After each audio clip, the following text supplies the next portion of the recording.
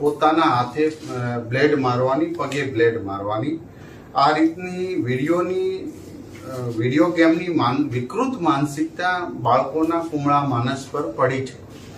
જ્યારે આ ઘટના થઈ ત્યારે અમારા જિલ્લા શિક્ષણ અધિકારી દ્વારા, તાલુકાના જિલ્લા શિક્ષા વિભાગ દ્વારા વાલીઓ સાથેનું અને વિદ્યાર્થીઓને ઠપકો આપીને વાત 8 દિવસ પહેલા પૂર્ણ થઈ ચૂકી.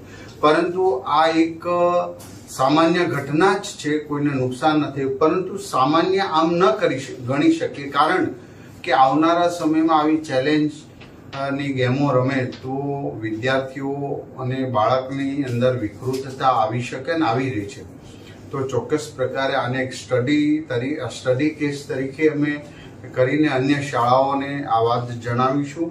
વાલીઓને વિનંતી છે કે બાળકોને મોબાઈલ આપવો નહીં ને ગેમ રમતા હોય ગમે એટલા તોફાન કરે, ધમપછાડા કરે, પણ ધીરે ધીરે આવી ગેમો અને મોબાઈલથી વણગણ દૂર રાખવું.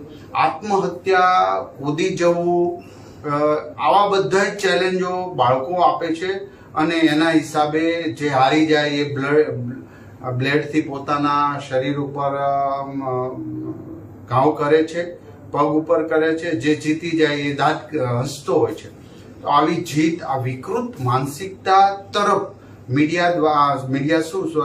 સોશિયલ મીડિયા અને ગેમ દ્વારા જઈ રહ્યા. તો મારી વિનંતી છે કે આ કેસમાં તો અમને મીડિયા દ્વારા પણ જાણ થઈ છે અને મેં અત્યારે ફરી વખત તપાસ કરી અને સ્ટડી રિપોર્ટ કરી આ બધી શાળાઓમાં અમે મોકલશું, જેથી કરીને અન્ય શાળાઓમાં પણ આવી ઘટના ન ઘટે. તો વાલીઓ પણ, શિક્ષકો પણ પહેલા મોબાઈલ છોડી મેદાન અપનાવે, ત્યારે જ બાળકો અપનાવશે. આવો સૌ સાથે મળીને આપણે આવી ઘટનાને કોઈ પોલિટિકલ અંજામ નહીં, પણ આપણું બાળક છે, ગુજરાતના દરેક બાળકો આ રીતે વૈચારિક સમૃદ્ધ બને એ હેતુસર તમામ લોકો આપણે આગળ આવી અને આવા પ્રશ્નો સોલ્યુશન માટે સૌ પ્રયાસ કરીએ એવું